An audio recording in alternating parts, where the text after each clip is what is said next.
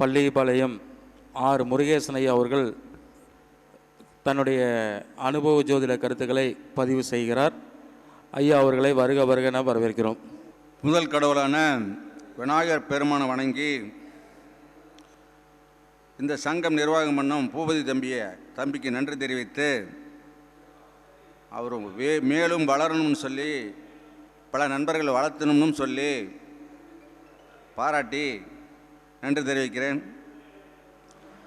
அதுக்கடுத்தாப்புல சிவபெருமான் பாதம் தொட்டு வணங்கி, பார்வதி அம்மா வணங்கி, முருகப்பனை வணங்கி, என் குலதெய்வம் அங்காளம்மனை வணங்கி, எனக்கு குருநாதர் இல்லை என்று சொல்லியிருக்கிறேன். பல வீடியோவில் நூலும் அதிகமாக படிக்கவில்லை என்று சொல்லியிருக்கிறேன். பழனி முருகப்பன் தான் குருநாதனும் சொல்லியிருக்கிறேன். இது அனைத்தும் உண்மையான கருத்துக்கள். தமிழ்நாட்டில் வாழும் தமிழ் மக்களுக்கு பெரியோர்களை வணங்கி சிறியோர்களை வாழ்த்தி வெளிநாட்டில் வாசிக்கும் தமிழ் மக்களுக்கு நன்றி தெரிவித்து, நாம் சொல்லும் கருத்துக்கள் பெரும் பொருளாக இருக்கும். அதை நான் ஃபஸ்ட்டு ஸ்டார்டிங்கி இந்த வீடியோவில் தான், இந்த சங்கத்தில் தான் முத நான் பேசினேன். சோதிட முத்துக்கள்னு பேர் வச்சிருந்தேன். அப்புறம் அனுபவ சோதிடங்கிறது வந்துச்சு. மாந்தி மகிமைன்னு பேசியிருக்கிறேன். மாந்தியின் மாயாஜாலங்கன்னு பேசியிருக்கிறேன். இப்படி வெவ்வேறு விதமான கருத்துக்களை நிறையா சொல்லியிருந்தேன். மக்களுக்கு உபயோகப்படும்னா, ஒரு குடும்பத்தில்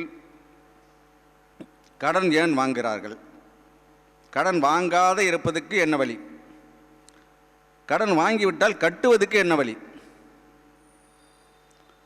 சொந்த தொழில் செய்யக்கூடாதுங்கிறதுக்கு ஒரு கிரகநிலை, சொந்த தொழில் பண்ணலாங்கிறதுக்கு ஒரு கிரகநிலை. இப்படி எல்லாத்துக்குமே சாதகத்தில் வழி இருக்குது.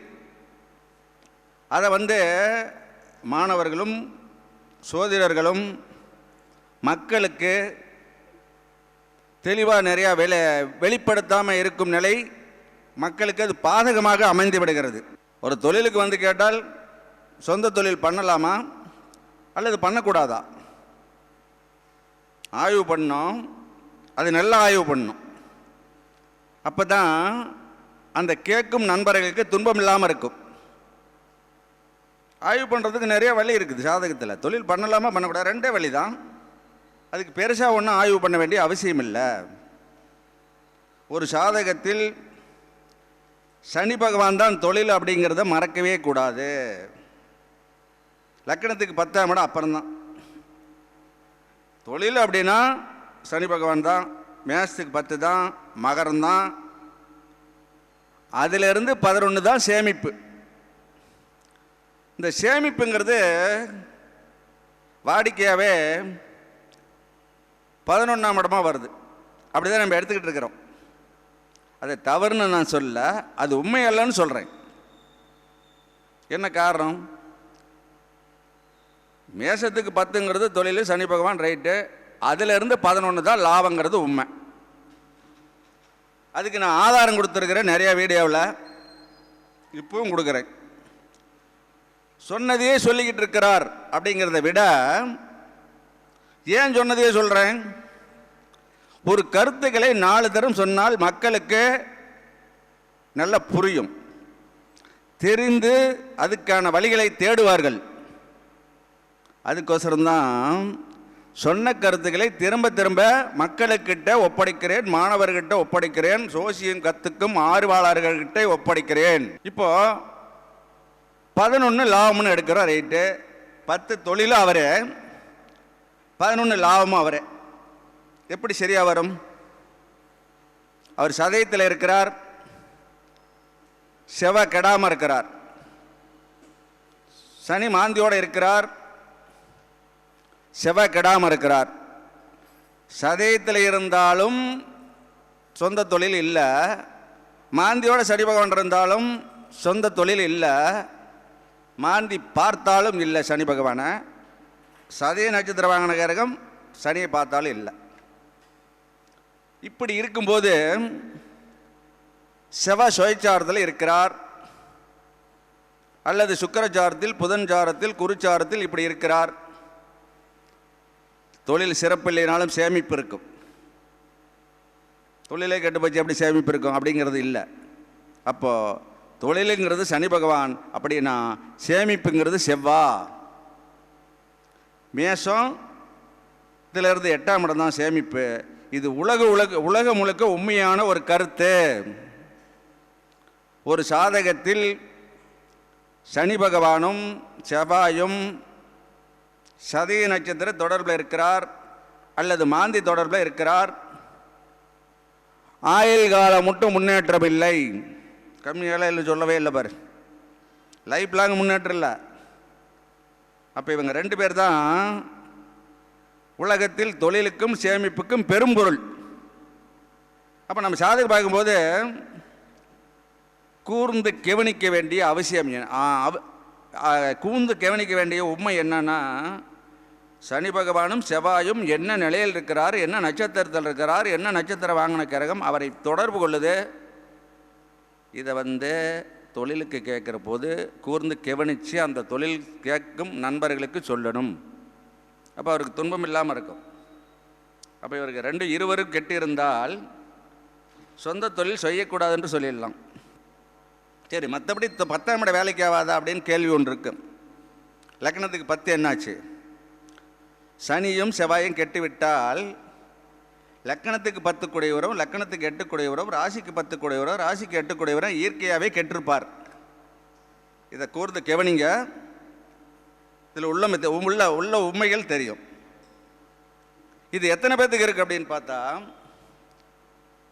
100 ஜாதகம் இருந்தால் 2 ஜாதகத்துக்கு 10ஆம் இடம் மறுபடியும் 10ஆம் இடமே 8ஆம் இடம் வேலை செய்யும். 98 ஜாதகத்துக்கு சனியும் செவ்வாயும் கெட்டு போயிட்டால் மற்ற கிரகம் வேலை செய்யாது, தொழிலுக்கு லாபத்துக்கு வேலை செய்யாது. 100 ஜாதகத்துக்கு 2 ஜாதகம் வேலை செய்ய, அது 10ஆம் இடமே வேலை செய்யும். லக்கணத்துக்கு 10 வேலை செய்ய, லக்கணத்துக்கு 8 வேலை. அந்த மாதிரி அந்த 100க்கு 2 ஜாதகம் தான் இருக்கும், 98 ஜாதகம் அவுட்டில் தான் இருக்கும். இதை தான் நாம் சோசியராகட்டும், மாணவராகட்டும், பழகும் மாணவராகட்டும், பழகினவர்களாகட்டும் இதை கவனிக்கிற போது நாம் சாதகம் பார்ப்பது எதுக்கு, நம்ம 10 ரூபா சம்பாதிக்கணுங்கிறத விட மக்களுக்கு உபயோகப்படணும், அதில் அதிக கவனம் வேணும். ஏன் அப்படின்னா, ஒரு சோதிடரை மக்கள் அதிகமாக நம்புவார்கள். தெய்வத்தை விட சோசியக்காரர்கிட்ட போனால் உண்மைகளை தெரிந்து கொள்ளலாம், நம்ம குடும்ப பிரச்சனைக்கு வழிகாட்டுவார். இப்படி அந்த முழுமையான எண்ணத்தோட வருவார்கள். 400 மைலுக்கு அந்தாண்டிருந்து காரில் வர்றார்கள். அப்போ நம்ம மேலே எவ்வளோ நம்பிக்கை வச்சு வருவார்கள், இதை நம்ம யோசிக்கணும். சோதிடர் கற்றுக்கொள்ளும் மாணவர்கள் இவங்கெல்லாம் திடமாக இருக்கணுமா, மக்களுக்கு நல்லது சொல்ல திடமாக இருக்கணும். சாதகத்தை கம்மியாக பார்த்தால் தப்பில்லை, அதை கருத்தாக சொல்லணும், அதுதான் கரெக்டு. கம்மியாக ஒரு 10 ஜாதகம் பார்த்தா போதும். 10 ஜாதகம் பார்த்தோம்னா அந்த மக்களுக்கு விழிப்புணர்வை ஏற்படுத்த முடியும். அதிகமாக சாதகத்தை பார்த்து டைமு கம்மியாக எடுத்துக்கிட்டோம்னா மக்களுக்கு விழிப்புணர்வை கொடுக்க முடியாது, அந்த குடும்பத்துக்கு வெளிச்சத்தை காட்ட முடியாது. இது உண்மையான கருத்து. ஆகையால் கற்றுக்கொண்டு இருக்கும் மாணவரும் ஏற்கனவே சொல்லிக்கொண்டிருக்கும் சில சோசிய நண்பர்களும் தெரியாத கருத்துக்களை, நான் சொல்லும் கருத்தை ஆய்வு பண்ணுங்க, அதில் உண்மை இருக்கும், அதிலிருந்து நிறைய மக்களுக்கு விழிப்புணர்வு கொண்டு போகலாம் அப்படின்னு ஒரு விளக்கம் சொல்லி, தொழில் அப்படின்னா சனி பகவான் தான் சொல்லியிருக்கிறேன், சேமிப்பு அப்படின்னா செவ்வாய் தான் சொல்லியிருக்கிறேன். அதுக்கப்புறம் லக்கணத்துக்கு 10ம் லக்கணத்துக்கு 8ம் சேமிப்புக்கு வரும். ஒரு சாதகருக்கு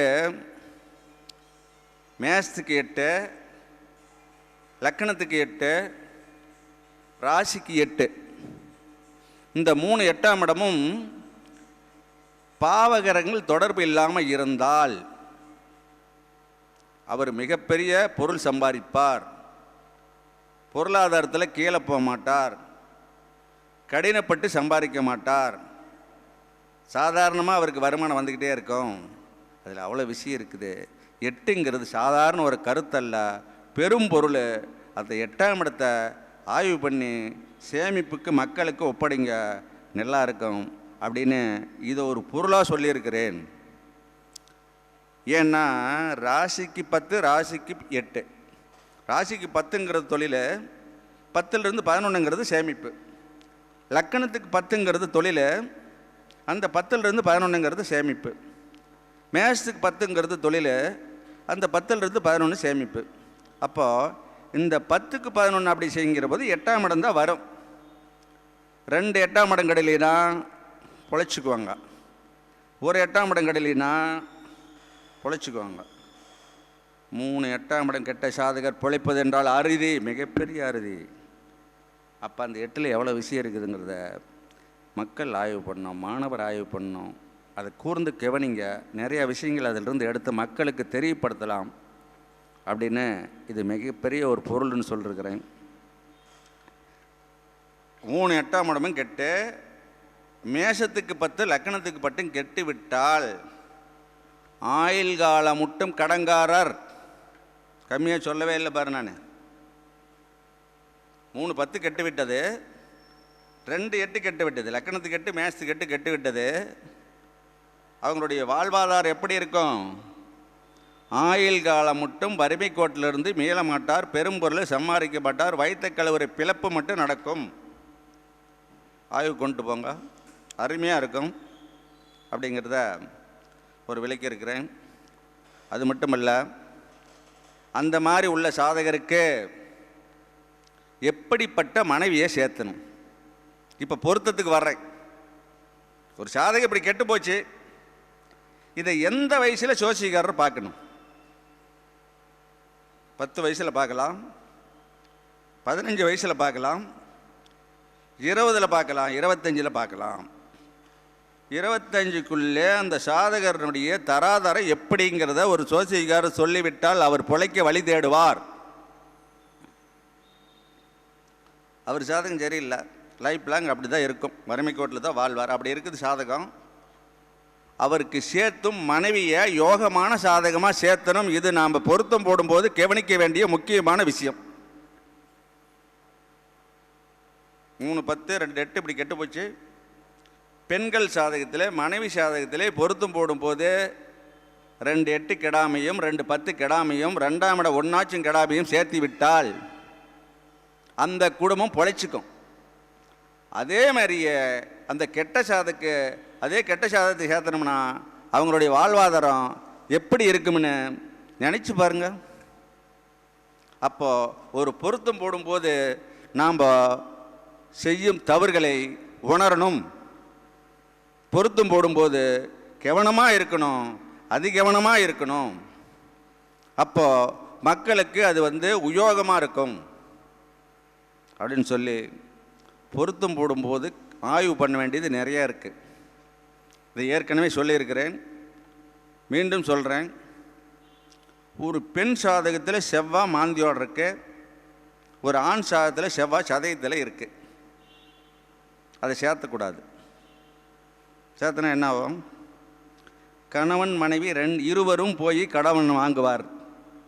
கேட்டு பாருங்கள், வாங்கலேன்னு சொன்னாங்கன்னு கேளுங்க, மாணவர் கேட்டு பாருங்கள். பெண் சாதகத்திலேயோ ஆண் சாதகத்திலேயோ சதயத்தில் ஒரு செவ்வாயும் ஒரு செவ்வாய் மாந்தியோடவும் இருந்தாலும், ரெண்டும் சதய நட்சத்திரம் பெற்று இருந்தாலும், ரெண்டும் மாந்தியோட தொடர்பில் இருந்தாலும், அவங்க கணவன் மணி இருவரும் ஆயுள் காலம் மட்டும் கடன் வாங்கிறத ஒரு வேலையாக வைத்திருப்பார். கடங்கார திட்டினால் கோவித்து மாட்டார். ஏன் கோவிச்சுக்க மாட்டாங்க? அதே வேலையாக இருக்கும்போது எங்கே போய் கோவிச்சுக்குவா? கோவிச்சுக்கிட்டு நாளைக்கு 10 ரூபா வாங்கணும்ல. இந்த மாதிரி நிலை அவங்களுக்கு வர்றதுக்கு நம்ம சோசியக்காரர் காரணமாக இருக்கக்கூடாது. இது ஒரு பாயிண்ட்டு. அதுபோல் ஒரு ஜாதகம் கெட்டால் ஒரு ஜாதகம், அதேமாரி இருவர் சாதகத்திலையும் குரு சதயத்தில் ஒன்றில் மாந்தியோட, அல்ல இரு ஜாதகத்திலையும் சதயத்தில், அல்லது இரு சாதகத்திலையும் மாந்தியோட. அப்போ மாந்தி பார்க்குறாரு குருவை, ஒன்றில் மாந்தி சேர்ந்திருக்கிறார். இப்படியெல்லாம் இருந்தால் அது என்ன பண்ணும்? பொருத்தம் போடும்போது கவனிக்க வேண்டிய விஷயத்தை அப்போ சொல்லிகிட்டு இருக்கிறேன். ஒரு பொட்டு தங்கம் கூட வீட்டில் தங்காதான். தங்கம் என்றால் குரு என்று எல்லாத்துக்கும் தெரிந்த ஒரு உண்மை. அப்போ இந்த மாதிரி இருந்து கணவன் மனைவி சேர்த்தும்போது அந்த வீட்டில் தங்கம் தங்காது. பாட்டன் இருக்க மாட்டார். குறுக்கிட்டான் பாட்டன், அப்பாவுடைய அப்பா இருக்க மாட்டார். முதல் குழந்தைக்கு ஆபத்து வரும், கண்டத்தை கொடுக்கும். தந்தை மேல் சொத்து இருக்காது. ரெண்டு வீட்டிலையுமே தந்தை மேலே சொத்து இருக்காதான், குரு சதயத்தில் இருந்தாலும் மாந்தியோடு இருந்தாலும். அப்போ எவ்வளோ பாதிப்பு ஏற்படுது. அப்போ ஒன்று குரு கெட்டிருந்தால் ஒரு சாதத்தில், இன்னொரு சாதத்தில் கெடக்கூடாது. அந்த மாதிரி பார்த்து பொருத்தம் போடணும் அப்படிங்கிறது ஒரு நிபந்தனைகள். அது மட்டுமல்ல, ஒரு சாதகத்தில் சனி பகவான் கெட்டுவிட்டார், இன்னொரு சாதத்தில் கெடக்கூடாது. அப்போ ஒருத்தருக்கு சொந்த தொழிலில் இன்னொருத்தர் பண்ணலாம். இது ஒரு நிலைப்பாடு. ஒரு சாதத்தில் சுக்கிரன் அவுட்டு, இன்னொரு சாதத்தில் சுக்கிரன் கிடக்கூடாது. சுக்கிரங்கிறது தனாதிபதி, கணவனுக்கு லாபாதிபதி அவரே வருவார், மனைவிக்கு லாபாதிபதி அதே சுக்கிரனாக வரும். அப்போது 7 அப்படின்னா மேஷத்துலேருந்து கணவன், அதுக்கு 8ஆம் இடம் அவங்களுக்கு சேமிப்பாக வந்துடுது. அப்போ சாதகருக்கு அது தனமாக வரும், மனைவிக்கு அது சேமிப்பாக வரும். அப்போ சுக்கிரன் 2லேயும் கெட்டு போனால் 2 பேர்த்துக்குமே பொருளாதார மேல்மைப்பட்ட நிலை இல்லை, 2 பேர்த்துக்கும் தனஸ்தானம் இருக்காது. அது மட்டுமல்ல, சுக்கிரன் ஒரு சாதத்தில் மாந்தியோடு இருந்து, இன்னொரு சாதத்தில் சதயத்தில் இருந்து, இல்லை 2லேயுமே சதயத்தில் இருந்து, 2 சுக்கிரனும் சதயத்தில் இருந்து, அல்லது 2 சாதத்திலையும் சுக்கிரன் மாந்தியோட தொடர்பில் இருந்து, இப்படிலாம் இருந்தால் இருதார யோகம் வலிமையாக இருக்குமா. இயற்கையாகவே 3 7ஆம் இடமும் கெட்டிருக்கும். சுக்கிரன் அவுட் ஆகிற போது என்ன ஆகும்னா, லக்கணத்துக்கு 7ம் கெடும், ராசிக்கு 7ம் கெடும். அப்போ 3 7ம் கெட்டால் என்ன ஆகும், இருதாரத்தை பண்ணும். அப்போ சுக்கிரன் 1ல் கெட்டால் 1ல் கெடாமல் போட நாம் பயிற்சி எடுத்துக்கணும். இதுபோல் புதன் 2லேயுமே சதய நட்சத்திர தொடர்போ மாந்தி தொடர்பில் இருந்தால் அறிவு வேலை செய்யாது, புதனையும் கவனிக்கணும். இப்படி அந்த பொருத்தம் போடும்போது நாம் கவனிக்க வேண்டிய விஷயம் நிறையா இருக்குது. அதெல்லாம் இல்லாமல் 12க்கு 10 10க்கு 8ன்னு பொருத்தம் போட்டோம்னா அது தவறல்ல, மிகப்பெரிய தவறுன்னு சொல்லி பொருத்தம் போடும்போது இதெல்லாம் பாருங்கள். இதில் டவுட் இருந்தால் மாணவர்கள் படிக்கும் பயிற்சி எடுத்தவர்கள் என்னை கேளுங்க. நான் காலையில் 10லிருந்து நைட்டு 10 மணி மட்டும் நான் ஆஃபீஸில் இருக்கிறேன். என்ன கேள்வி கேட்டாலும் என்ன சந்தேகம் கேட்டாலும் நான் அதை சொல்ல தயாராக இருக்கிறேன். மக்களுக்கு விழிப்புணர்வு ஏற்படுத்தும் நிலையில் நான் இருக்கிறேன். அதனால் மாணவர்களும் இதை பயிற்சி எடுத்துக்கும் மாணவர்களும் பயிற்சி எடுத்து கொண்டு சாதகம் சொல்லும் சோதிடர்களும் தெரியாத விஷயங்களை என்னிடம் கேளுங்க, எனக்கு தெரிஞ்ச விஷயங்களை நான் சொல்கிறேன்னு சொல்லி, அப்புறம் அடுத்தாப்புல இந்த பொருளாதார மேல்மை பெறத்துக்கான விளக்கம் சொன்னேன். பொருளாதாரமே அவுட் ஆயிருங்கிறதுக்கான விளக்கம் சொன்னேன். பொருத்தம் போடும்போது கவனிக்க வேண்டிய என்னென்ன கவனிக்கணும்னு சொல்லி ஒரு விளக்கம் சொன்னேன். அதுபோல் ஒரு சாதகர் இந்த சொந்த வீட்டுக்கு கேட்பாங்க, ஐயா சொந்த வீடு இது வரைக்கும் இல்லை, எப்போ கட்டுவோம்? யார் சாதகம் பார்க்க வந்தாலும் ஒரு ஜாதகம் பார்ப்பது தவறு. குடும்ப ஜாதகத்தை வாங்கி பாருங்கள், அதுக்கான விளக்கம் சொல்லுங்கள்.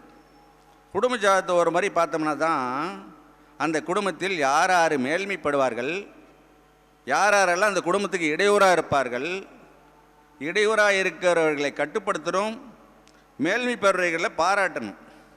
அப்படி இருக்கிற போது அந்த குடும்பம் மேல்மைப்படும். அப்போ இடையூறாக இருக்கிற சாதகக்காரர்கிட்ட பொறுப்பு ஒப்படைச்சு அந்த குடும்பத்தை சீரழிக்க செய்துவிடக்கூடாது. அப்போ இடையூறுனா என்ன? ஒரு 4 ஜாதகம் கொண்டாடுறாங்க. ஒரு ஜாதகத்தில் செவ்வாய் மாந்தியோட தொடர்பில் இருக்கும். அது மட்டுமல்ல, லக்கணத்துக்கு 8ஆம் இடமும் அவுட்டில் இருக்கும். அது மட்டுமல்ல, சனி பகவானும் அவுட்டில் இருப்பார், கெட்டிருப்பாங்க. அப்படி இருக்கிற போது அந்த பையன் மூத்த குழந்தையாக இருப்பான். கீழே அதுக்கும் கீழே 2 குழந்தையோ ஒரு குழந்தையும் இருக்கும். தலைப்பையன் சொல்லி பொறுப்பு அவர்கிட்ட ஒப்படைச்சிருவார்கள். ஆரே தாய் தந்தர்கள். அந்த பையன் என்ன பண்ணுவான், அந்த குடும்பத்தையே அத்தனை துன்பத்துக்கு ஆளாக்கி விடுவான். சரியில்லாத கெட்ட பழக்கங்கள் அத்தனையே வரும். ஃப்ரெண்டுங்களோட செலவு செய்து விடுவான். கடன் வாங்க அஞ்ச மாட்டான். கண்ணுக்கு தெரிய கண்மூடித்தனமான கடன் வாங்குவார். வருமானுக்கு மிஞ்சி செலவு பண்ணுவார். இதை வாடிக்கையாக வச்சிருப்பார். இதை யாருக்கிட்ட ஒப்படைக்கணும்? அப்பா அம்மா கிட்ட ஒப்படைக்கணும். இந்த பையன் இப்படி பெருசாகி இதெல்லாம் பண்ணுவான், இந்த பையனை ஜாக்கிரதையாக பார்த்துக்குங்க, பொறுப்பை ஒப்படைக்காதீங்க. அது சொல்லிவிட்டா என்ன நடக்கும்? அந்த குடும்பத்துக்கு இடையூறு இருக்காது. இதை எப்போ சொல்லணும்? 10 வயசில் சொல்லணும், 15 வயசில் சொல்லணும், 20 வயசில் சொல்லிடணும். அப்போ அந்த குடும்பம் தப்பிச்சுக்கும். அப்போ இவன் கடன் வாங்குறதுக்கு காரணம் என்ன? கடன் அப்படின்னாவே மாந்தி தான். நம்ம 6ஆம் இடத்தை எடுக்கிறோம். 6ஆம் இடத்துக்கு மிஞ்சியே ஒரு கடன் அப்படின்னா 8ஆம் இடம் தான். அது மாந்தி செவ்வாய் தான். மாந்தி செவ்வாய் சேர்ந்த கடன் எந்த ஜாதகத்தில் வேணாலும் பாருங்கள், இல்லைன்னா என்ன கேளுங்க.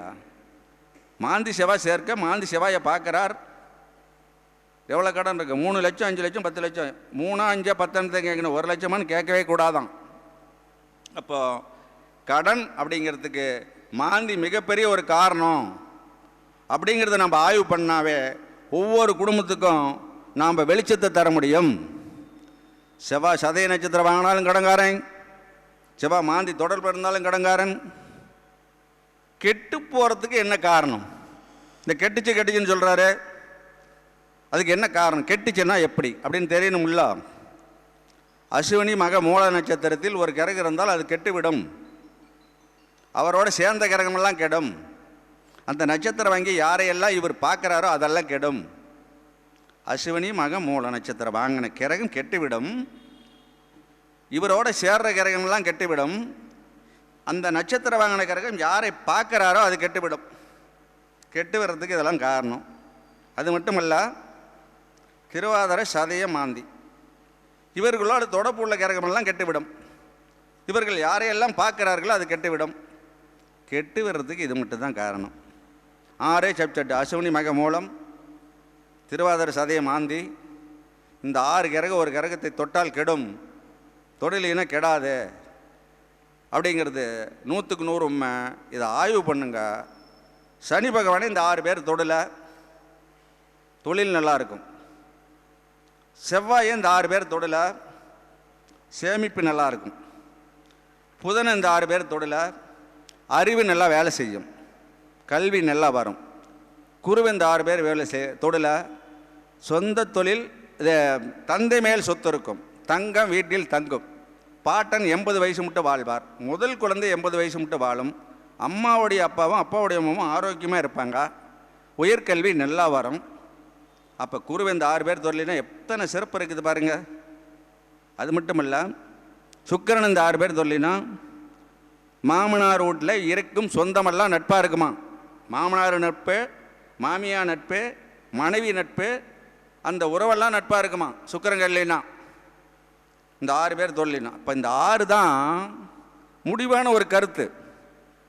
எத்தனையோ கெட்டு போகிறதுக்கு இருந்தாலும் இந்த 6 பேர் தொட்டால் கெடும், தொழிலினா கெடாது. இப்படி ஒரு சிம்பிளாக எடுத்து பயிற்சி கொண்டு போங்க. அழகாக ஜாதகத்தை சொல்லலாம். ஜாதகத்தை சொல்கிறது கடினமே இருக்காது. இதை மாணவர்களுக்கும் சொல்கிறேன், ஜாதகம் பயிற்சி எடுத்துக்கிற மக்களுக்கும் சொல்கிறேன், பொதுமக்களுக்கும் சொல்கிறேன். பொதுமக்களே இதெல்லாம் பார்த்துக்கலாம். நான் தான் எளிமையை சொல்கிறேன்ல. அவங்கவுங்க குடும்ப ஜாதகத்தை எடுத்து அவங்கவுங்க பாருங்கள். சில விஷயங்கள் புரியும். நான் சொல்லும் கருத்து சில விஷயங்கள் புரியும்.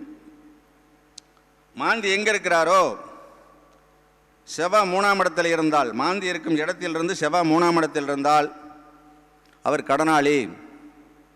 மாந்தி எங்கே இருக்கிறாரோ, 7ஆம் இடத்தில் செவ்வாய் இருந்தால் அவர் கடன்காரர். மாந்தி எங்கே இருக்கிறாரோ, 10ஆம் இடத்தில் செவ்வாய் இருந்தால் கடன்காரர்.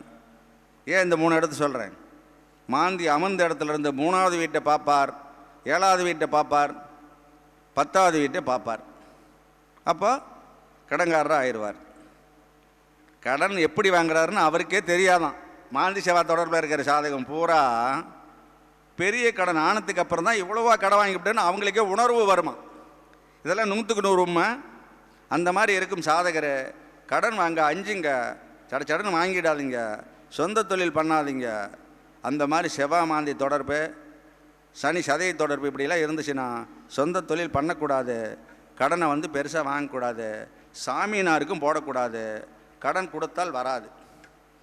செவ்வாய் மாந்தி தொடர்புக்கு அந்த நோய்க்கு மருந்து என்னன்னு கேட்டால், அது நோய் செவ்வாய் மாந்தி இருந்தால் பெரிய நோய், கடன் என்ற நோய் உருவாகிவிடும். அதுக்கு மருந்து வேணுமில்ல. கடன் கொடுக்கக்கூடாது, கொடுத்தால் வராது. என்ன சொன்னாலும் வாங்க முடியாது. அவன் தங்கமான ஆளாக இருந்தாலும் வராது. சாமின்னு போடுறோம், நாமளே கட்ட வேண்டியது வந்துடும். பணம் வாங்கினே கட்ட மாட்டாங்க. அது மட்டும் இல்லை, பெரிய கடனை வாங்கிவிட்டோம்னா கட்ட முடியாது.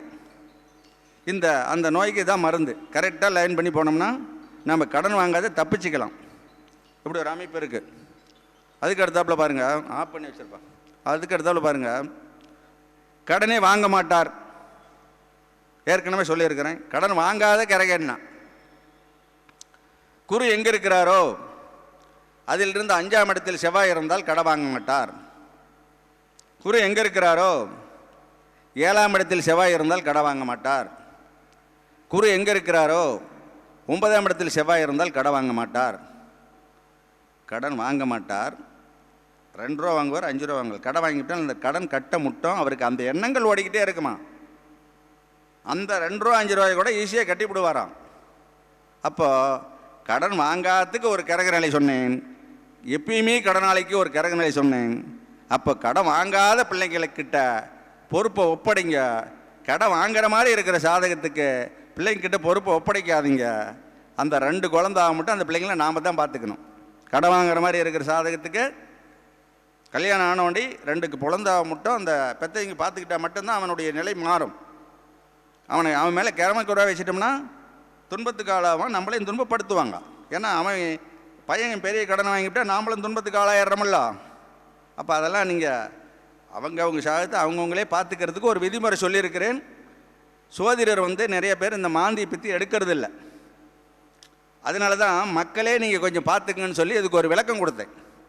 அவங்க குடும்ப சாதத்தை போட்டு பாருங்கள், மாந்தி யாரை பார்க்குறாருன்னு பாருங்கள், குருனுடைய தொடர்பு செவ்வாய் மேலே உழுவுதான்னு பாருங்கள்.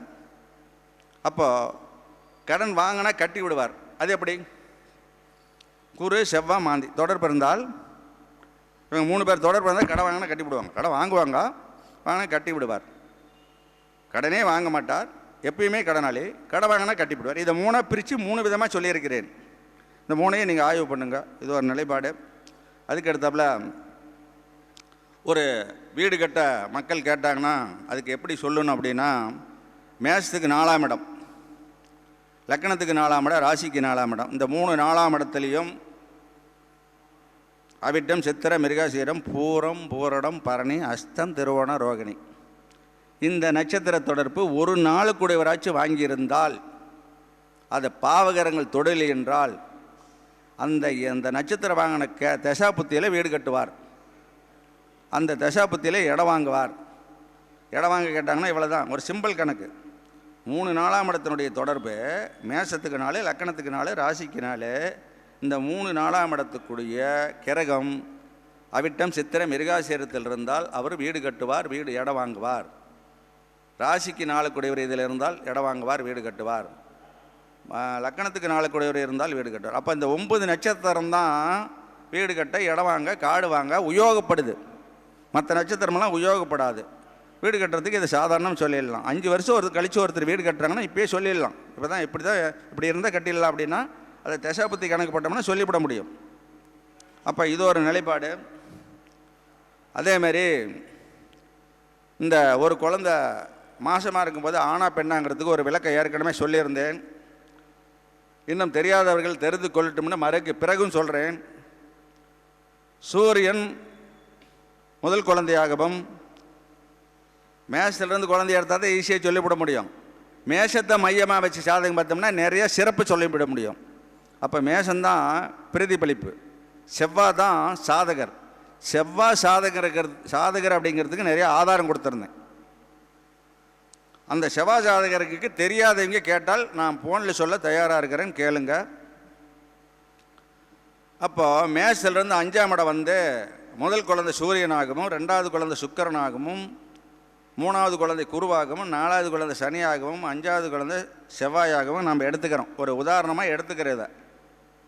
அப்படி எடுத்துக்கிற போது சூரியன் சனி நட்சத்திரம் பெற்றிருக்கிறார். பாவகரங்கள் அவரை தொடல. முதல் குழந்தை ஆண் குழந்தை தான் பிறக்கும். ஆய்வு பண்ணுங்க, தப்பே வராதே. சூரியன் சனி நட்சத்திரம் உத்திரட்டாதி, அனுஷம், பூசம். இந்த நட்சத்திரத்தில் சூரியன் இருந்தால் முதல் குழந்தை அந்த ஜாதகர் வீட்டில் ஆண் குழந்தை தான் பிறக்கும். மாசமாக இருப்பாங்க, வந்து கேட்பாங்க. மாணவர் அப்போ தான் கொஞ்சம் படிச்சுக்கிட்டு இருப்பார். எப்படி சொல்லுவது என்று தயங்க வேண்டிய அவசியமில்லை. இதை கவனிங்க. நாளைக்கு குழந்தை பிறகுன்னா இன்றைக்கி என்ன குழந்தைன்னு நாம் சொல்லிவிட முடியும். சோசியர் சாதாரண ஒரு கணக்கு. இந்த கணக்கை எடுத்து பேசுங்க, தப்பு வராது. சூரியன் சனி நட்சத்திரம் பெற்றால் ஆண் குழந்தை முதல் குழந்தை. செவ்வாய் நட்சத்திரம் பெற்றிருந்தால் முதல் குழந்தை பெண் குழந்தை. சுக்கிரன் சனி நட்சத்திரம் பெற்றிருந்தால் ரெண்டாவது குழந்தை ஆண் குழந்தை. சுக்கிரன் செவ்வாய் நட்சத்திரம் இருந்தால் ரெண்டாவது குழந்தை பெண் குழந்தை. குரு சனி நட்சத்திரம் பெற்றிருந்தால் மூணாவது குழந்தை ஆண் குழந்தை. குரு செவ்வாய் நட்சத்திரம் இருந்தால் மூணாவது குழந்தை பெண் குழந்தை. ஆனால் பெண்ணாங்கிறதுக்கு இது மட்டும் போதும். இதை எடுத்து போனீங்கன்னா ஒரு பிரசவத்தில் ஆண் குழந்தை பிறக்குமா பெண் குழந்தை பிறக்குமா, ஒரு குழந்தை பிறந்த உடனே அந்த குழந்தைக்கு என்ன குழந்தை பிறக்குன்னு எழுதி கொடுத்துட முடியுமா? பெருசாகி சொல்ல வேண்டிய அவசியம் இல்லை. இப்போ தான் ஒரு குழந்தை பிறந்திருக்குது. அந்த குழந்தை பெருசாகி முதல் குழந்தை என்ன குழந்தை பிறக்கும், ரெண்டாவது குழந்தை என்ன குழந்தை பிறக்கும், காலத்திலேயும் அப்படி எழுதி கொடுத்தாங்க. இந்த மாதிரி கணக்கில் தான் எழுதி கொடுத்துருக்குறாங்க. அதை எடுத்து நம்ம பேசலாம். அதனால் அந்த குழந்தைக்கு கேட்குற போது ஐயப்படாமல் இந்த மாதிரி எடுத்து சொல்லுங்கள், தப்பு வராது. அதுபோல் இளைய சகோதரன் இருக்கிறனா இல்லையா, மூத்த சகோதரன் இருக்கிறனா இல்லையா அப்படிங்கிறத நம்ம எப்படி கண்டுபிடிக்கிறது?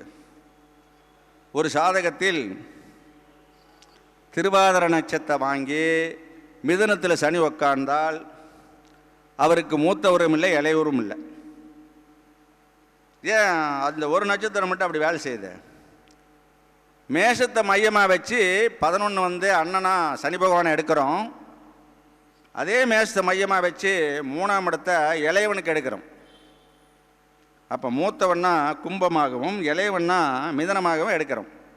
அப்போ கும்பத்தில் இருக்க கிரகம் கெட்டு சனி பகவான் மிதனத்தில் போய் உக்காந்து அது மிதனத்தையும் கெடுத்துருது.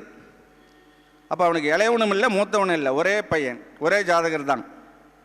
ஈஸியாக சொல்லி பழவுங்க, சொல்லி வச்சுக்குங்க, தப்பு வராது. இது அந்த பையன் பிறந்த உடனே இவனுக்கு மூத்தவன் இல்லை இளையவன் இல்லைன்னு சொல்ல கற்றுக்கிட்டோம்னா எவ்வளோ பெரிய சிறப்பு. சோசிகார் சொன்னார் ஐயா, அப்படி எதையா நடந்துச்சு, பாராட்டு வாங்கல. அது உண்மை, அது நமக்கு ஒரு பாராட்டு கிடைக்கும். அது சொன்னார், அப்படி தான் சொன்னார், அதனால தான் குழந்தை இல்லை அப்படிங்கிறத நம்ம ஒரு பெருமைக்குரியதாக ஆகும். அதனால் வந்து அந்த மாதிரி எடுத்துங்க. விருச்சிக லக்கணத்துக்கு சனி பகவான் திருவாதிரையோ இல்லை சதயத்திலே இருந்தாலும் மூத்தவனும் இல்லை இளையவனும் இல்லை. தனுசு லக்கணத்துக்கு சனி மாந்தியோடு இருந்தாலும் திருவாதிரை சதயத்தில் இருந்தாலும் மூத்தவனும் இல்லை இளையவனும் இல்லை. இந்த 3 சப்ஜெக்டை வந்து நம்ம எடுத்துக்கணும். விருச்சிக லக்கணத்துக்கு சனி கெட்டால் சதயத்தில் இருந்தாலும் மாந்தியோடு இருந்தாலும் மூத்தவனும் இல்லை இளையவனும் இல்லை. தனுசு லக்கணத்துக்கு சனி பகவான் கெட்டு போனால் மூத்தவனும் இல்லை இளையவனும் இல்லை. சனி பகவான் போய் மிதனத்தில் திருவாதிரை நட்சத்திரம் வாங்கி உட்காந்தாலும் மூத்தவனும் இல்லை இளையவனும் இல்லை. இதுதான் சப்ஜெக்டு. இதை நான் எதுக்கு எடுக்க சொல்கிறேன்னா, எடுத்து பயிற்சி எடுத்து சொல்லி அது ஆமான்னு சொல்கிறாங்களா அப்படின்னாக்க நம்ம வந்து தயாராகிக்கிட்டு வர்றோம்னு ஒரு அர்த்தம். நம்ம சொல்கிறோம் ஐயா, சொல்கிறது சரியாக தான் இருக்குது. அந்த நமக்குள்ளே ஒரு நம்பிக்கை வந்துடுது இல்லையா, அதுக்கு தான் நம்ம அவங்க கேட்கலினாலே இதை சொல்லி சொல்லி சொல்லி சொல்லி சர்வீஸ் பண்ணணும். அதனுடைய அடிப்படை தெரிஞ்சுக்கிட்டோம்னா ஈஸியாக ஜாதகத்தை சொல்லலாம். ஈஸியாக ஜாதகம் சொல்கிறதுக்கு நிறையா வழிமுறை இருக்குது. ஆனால் அது நூலில் படிக்கிறோம், நூல் படிக்கிறது அது வேறு சப்ஜெக்டு. இது அனுபவ கணக்கு. இந்த அனுபவ கணக்கு வந்து அவ்வளோ அற்புதமாக இருக்கும். அதனால தான் இதை எடுத்து செயல்பட சொல்கிறேன். அதுக்கு எடுத்தாப்புல பாருங்கள், பூர்வீக சொத்து இருக்குமா அப்படின்னு ஒரு கேள்வி கேட்பாங்க. பூர்வீக சொத்தை எங்கே பார்த்தால் உண்மை தெரியும். லக்கணத்திலிருந்து 5ஆம் இடத்தை பார்த்தா உண்மை தெரியாது. மேஷத்திலிருந்து 5ஆம் இடத்தை பார்த்தா தான் பூர்வீகத்துக்கு உண்மை தெரியும். சூரியன் சதயத்தில் இருக்கிறார், பாட்டன் இல்லை, பூர்வீக சொத்து இல்லை, முதல் குழந்தை இல்லை, பங்காளிங்க உதவி இல்லை, குலதெய்வ வேலை செய்யாது, அரசு வேலை கிடையாது, அரசியலுக்கு போக முடியாது, ஊர் விட்டு வெளியே வந்துடுவார், சாதகர் உள்ளூர் வரமாட்டார், பையன் வரமாட்டான், பேராண்டே உள்ளூர் வரமாட்டான். அப்போ பாருங்கள் எத்தனை சப்ஜெக்டு. சூரியன் சதயத்தில் இருந்தாலும் மாந்தியோடு சேர்ந்தாலும் இந்த 7 சப்ஜெக்டு நடந்தே தீரும். பாட்டன் இல்லை, பூர்வீக சொத்து இல்லை, முதல் குழந்தை இல்லை, பங்காளிங்க உதவி இல்லை, குலதெய்வம் வேலை செய்யாது, அரசு வேலை கிடையாது, அரசியலுக்கு போக முடியாது, ஊர் விட்டு வெளியே வருவார். சாதகர் உள்ளூர் வரமாட்டார், பய வரமாட்டான், பேராண்டி வரமாட்டான். அதே சூரியனுக்கு இன்னொரு மாற்று கருத்துக்களை சொல்கிறேன் பாருங்க. செவ்வாய் நட்சத்திரத்தில் சூரியன் இருக்கிறார், அல்ல செவ்வாய் நட்சத்திர வாகன கிரகம் சூரியனை தொடர்பு கொள்ளுது. முதல் குழந்தை பெண் குழந்தை பிறக்கும். இந்த சூரியன் செவ்வாய் நட்சத்திரத்தில் குறுக்கிடாமல் இருந்தால் அப்பனை பெற்ற அப்பா 80 வயசு மட்டும் வாழ்வாராம். முதல் குழந்தையும் அதே மாதிரி 80 வயசு மட்டும் வாழுமா. பங்காளிங்க கூப்பிட்டு குரலுக்கு வருவாங்களாம். செவ்வாய் நட்சத்திரத்தில் சூரியன் இருந்தால் உறவு கெடாதான், பங்காளிங்க உறவு கெடாதான். குலதெய்வம் அனுகிரகம் இயற்கையாகவே வேலை செய்யுமா. அரசு வேலை கிடைக்க அரசியலுக்கு போனால் செல்லும். உள்ளூரில் இருக்கும் வீட்டை எடுத்து கட்டி மெச்சிக்கிற மாதிரி வாழ்வாராம். அப்போ பாருங்க, சூரியனை வச்சு 8 பாயிண்ட் கெடுதலுக்கும் 8 பாயிண்ட் நன்மைக்கும் சொல்லியிருக்கிறேன். இதை பயிற்சிக்கு எடுத்துங்க, சொல்லி பாருங்க, தப்பே வராது. அப்போ சூரியன் பூர்வீகங்கிறது 100க்கு 100 உண்மை. அப்போ தந்தைக்கு சூரியன் எடுக்கிறது உண்மையானு கேட்டால் இல்லையே. தந்தை அப்படின்னா குரு தான், சூரியன் கிடையாது. குரு தந்தையாகவும் சந்திரன் தாயாகவே எடுங்க, தப்பே வராது. அதில் நிறைய சிறப்பு இருக்கும். மேஷத்துக்கு 9ஆம் இடம் தந்தை, அது குரு. அதுக்கு 8ஆம் இடம் அவருக்கு சேமிப்பு. யாருக்கு? தந்தைக்கு. சேமிப்பும் சந்திரன் தான், ஆயிலும் சந்திரன் தான். அந்த குழந்தைக்கு தாயும் சந்திரன் தான். அப்போ எப்படி கணக்கு வருது பாருங்க. குருங்கிறது அப்பாவாகவும் சந்திரங்கிறது அம்மாவாகவும் எடுக்கிறது ஒன்று. அதே குருவுக்கு அந்த சந்திரன் சேமிப்பாக வர்றார். அது எப்படி சேமிப்பாக வர்றார்? மேஷத்துக்கு 9 அப்பா அப்படிங்கிற போது அதிலிருந்து 10ஆம் இடம் தொழில் புதன் வரும். யாருக்கு? அப்பாவுக்கு. தனுசு தந்தை, அது குரு. தனுசிலிருந்து 10ஆம் இடம் தொழில், அது புதன்.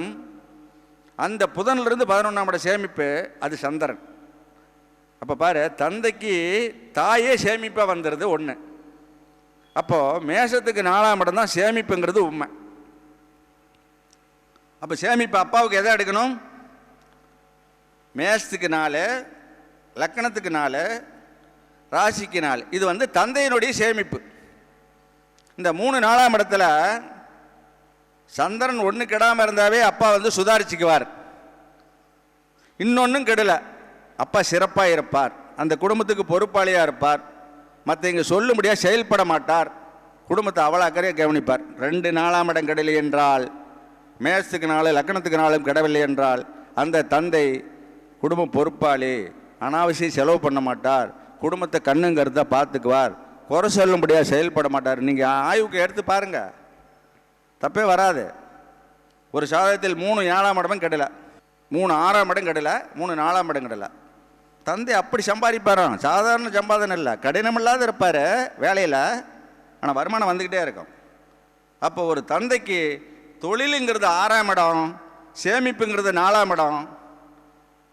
சோசியம் கற்றுக்கும் மாணவர்கள் இதை எடுத்துக்குங்க, அழகாக சோசியம் சொல்லலாம், தப்பே வராது. அதில் தவறு இருந்தால் என்னை கேளுங்க, கண்டிப்பாக நான் விளக்கம் சொல்ல தயாராக இருக்கிறேன். நீங்களும் நல்லா சோசியம் கற்று ஓரளவுக்கு பெரிய லெவலில் வர்றத அப்புறம் மக்களுக்கு உபயோகப்படும்படியாக சொல்லலாம். இது மாணவருக்கு சொல்கிறேன். அவங்கவுங்க சாதகத்தில் 6ஆம் இடம் புதன் தான் அப்பாவுக்கு தொழில். நல்லா கவனமாக கேட்டுக்குங்க. தந்தைக்கு தொழிலெலாம் முதன்மையாக எடுக்கிறது புதனை மட்டும்தான். புதன் யாருக்கெல்லாம் பாவகாரங்கள் தொடாமல் இருக்குதோ அவங்க தந்தை தொழில் நல்லா செய்வார். அதிலிருந்து நீங்கள் அதுக்கு தொழில் புதன் தாங்கிறத நீங்கள் தெரிஞ்சுக்கலாம். 4ஆம் இடம் சேமிப்பு, 6ஆம் இடம் தொழில். ஒருத்தருக்கு 2 6ஆம் இடங்களில் 2 4ஆம் இடங்களில் அவங்க அப்பா பாரு எப்பயுமே முன்னேற்றத்தில் இருப்பார். அப்போ சேமிப்பு தொழில் இது மட்டும் ஒவ்வொருத்தருக்கும் நம்ம பார்க்கணும். ஒரு சாதகம் வந்தால் தந்தை சேமிப்பு, தாய் சேமிப்பு, மனைவி சேமிப்பு, நம்ம சேமிப்பு. ஒரு சாதகத்தில் 4 சேமிப்பு எடுக்கிறோம், 4 தொழில் எடுக்கிறோம். 11ஆம் இடம் அம்மாளுடைய சேமிப்பு. 2 11ஆம் இடம் கெடலை, மேஷத்துக்கு 11, லக்கணத்துக்கு 11 கெடலை. ஆயுள் காலம் மட்டும் அம்மாளிடம் பொருளாதாரம் புழங்கிக்கிட்டே இருக்கும். எப்படி எதுக்கு 11ஆம் இடம் எடுக்கிறேன்? 4ஆம் இடம் அம்மா, அது கடகம். அந்த கடகத்திலிருந்து 10ஆம் இடம் தொழில் அம்மாவுக்கு, அது வந்து மேஷம்.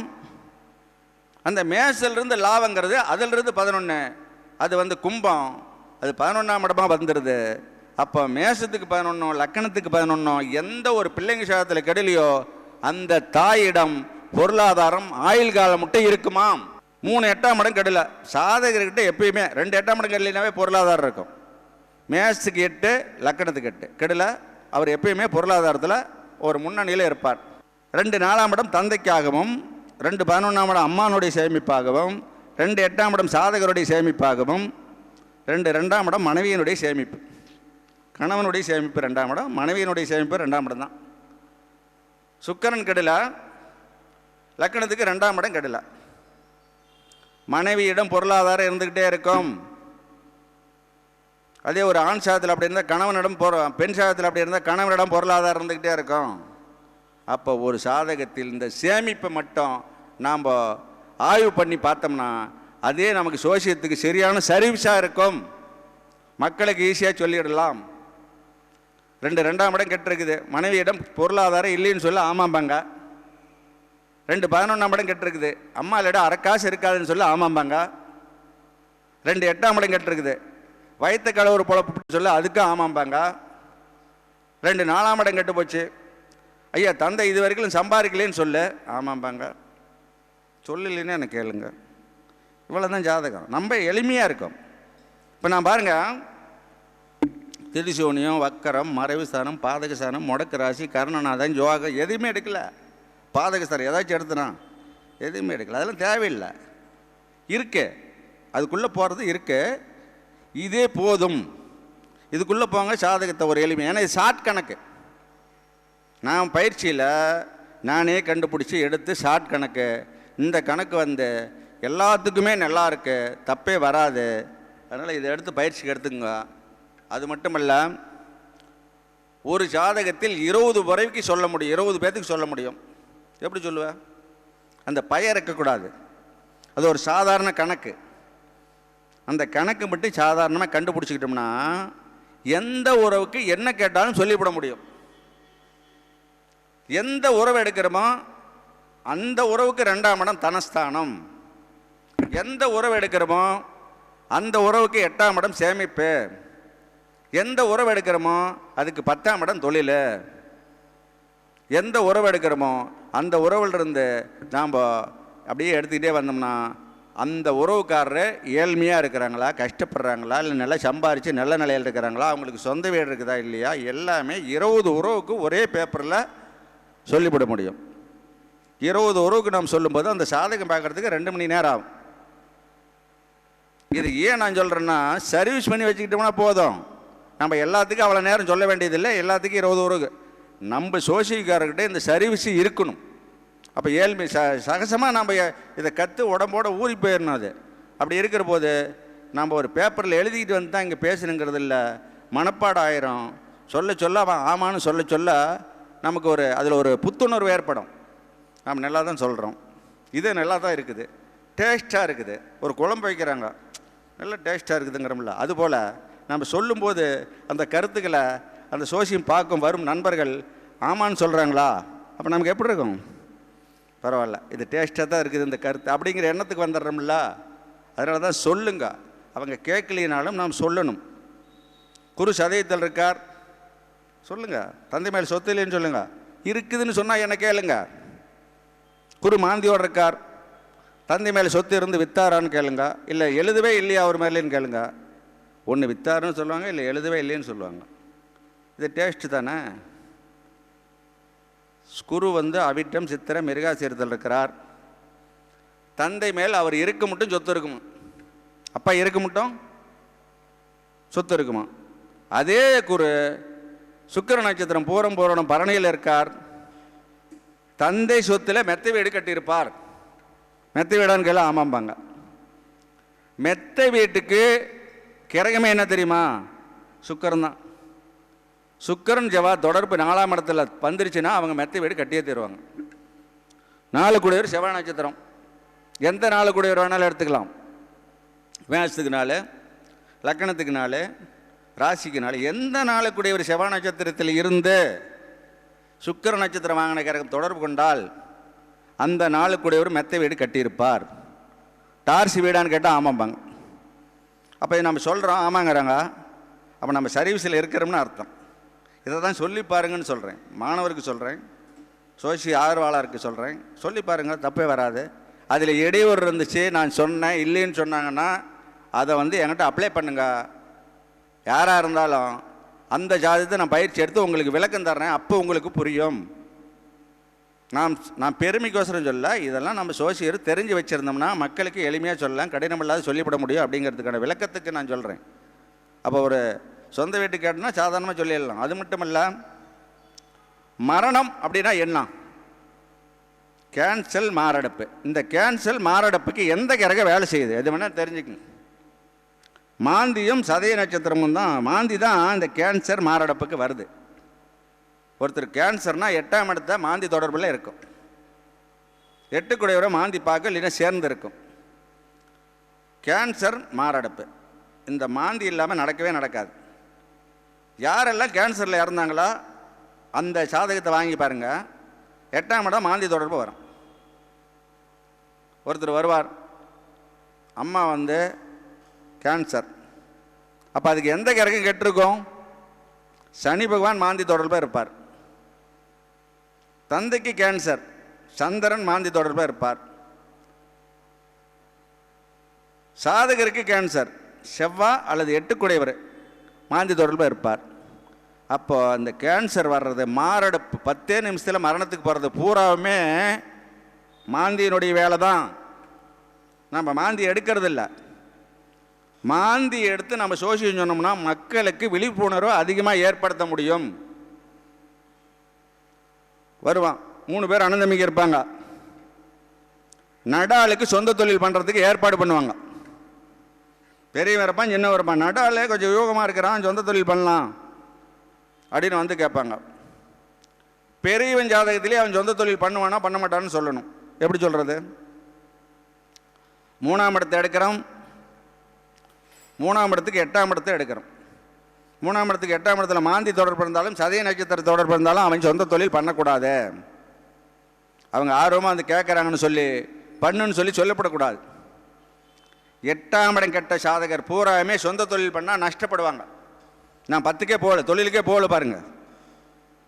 லக்கணத்தில் 8ஆம் இடம் கெட்டால் 8 சதய நட்சத்திரம் அல்லது மாந்தி தொடர்பு அல்லது திருவாதிரை நட்சத்திரம் இப்படி இருந்தாலும், கேதுனுடைய நட்சத்திர தொடர்பில் இருந்தாலும் அவங்க சொந்த தொழிலில் ஒரு முன்னேற்ற வருமானம் இல்லை.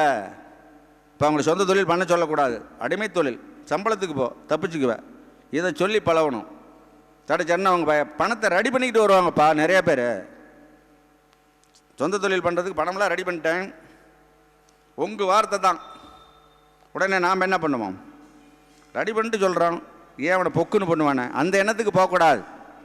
சாதகத்தில் உள்ளதை மட்டும் சொல்லணும்.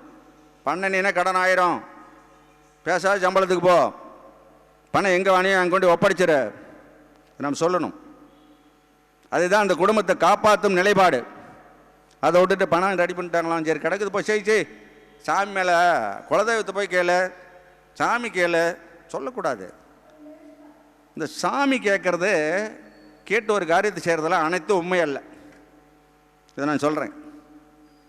சாதகத்தில் இருக்கிறதெல்லாம் நடக்குது, சாமி கேட்டால் நடக்காத போயிடுமா? சொல்லுங்கள். இதை நிறைய பேர் இந்த மாதிரி எண்ணத்தில் இருக்கிறாங்க. ஏன்னா இதெல்லாம் மக்கள்கிட்ட நான் ஒப்படைக்கணும், அதனால இதை சொல்கிறேன்.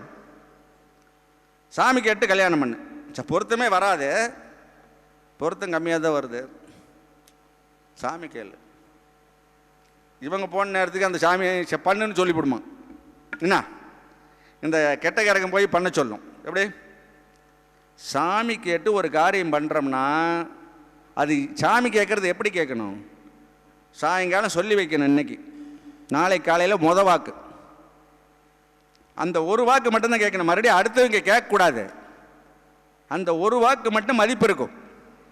சாமி கேட்குறது கூட கேளு, அப்படி கேட்கணும்.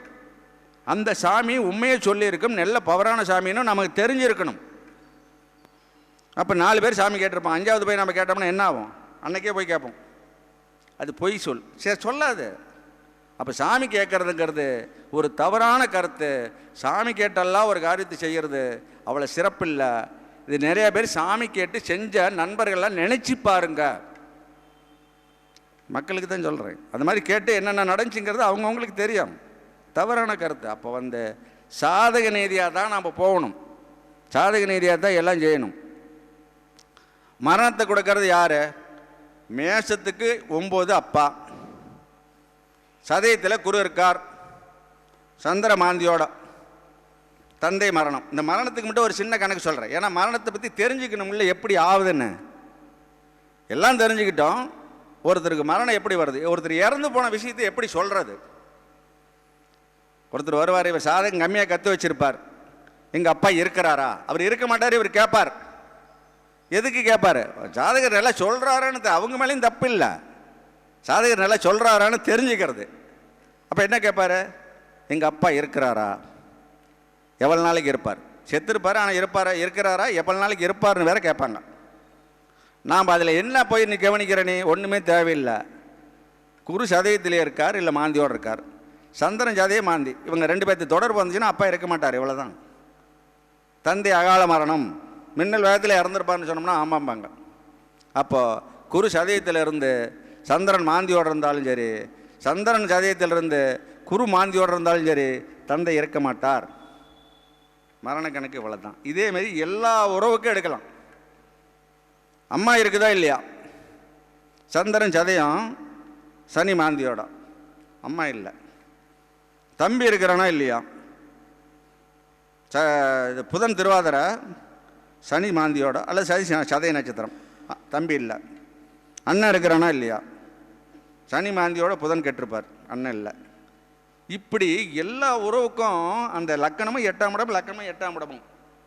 இதை மட்டும் நம்ம எடுத்துகிட்டு போனோம்னா இந்த மரண கணக்கு என்னான்னு சொல்லிடலாம். இதெல்லாம் மக்கள் நான் இந்த மாதம் நிறைய பேசினேன், இன்னும் அடுத்த மாதம் நிறைய பேசுகிறேன். தமிழ்நாட்டு பொதுமக்களுக்கு, பெரியோருக்கும் சிறியோர்களுக்கும் மாணவருக்கும் நான் சொல்லும் கருத்து என்னவென்றால், உங்கள் சாதகத்தை, குடும்ப சாதகத்தை என்னிடம் கொடுத்து பிள்ளைகள் எப்படி வாழும், ஒவ்வொரு பிள்ளைங்களுடைய நிலைப்பாடு என்ன அப்படின்னு குடும்ப சாதகத்தை என்னிடம் கொடுத்து நீங்கள் தெரிந்து பயனடையணும்னு சொல்லி தமிழ்நாட்டு மக்கள் எவ்வளோ பேர் என்னிடம் தொடர்பு கொள்கிறீங்களோ அத்தனை பேர்த்துக்கும் நான் வெளிச்சத்தை கொடுப்பேன்னு சொல்லி மக்கள் என்னிடம் தொடர்பு கொள்ளுங்கள் சொல்லிருக்கிறேன். அதெல்லாம் செய்யுங்க. நான் மக்களுக்கு விழிப்புணர்வு ஏற்படுத்துகிறேன். அதுக்கு அடுத்தாப்புல நான் நிறைய கருத்துக்களை சொன்னேன்.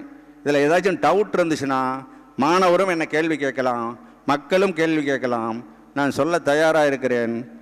எனது என்னுடைய பேர் ஆர் முருகேசன், சோதிடர், ஈரோடு பள்ளிப்பாளையம்.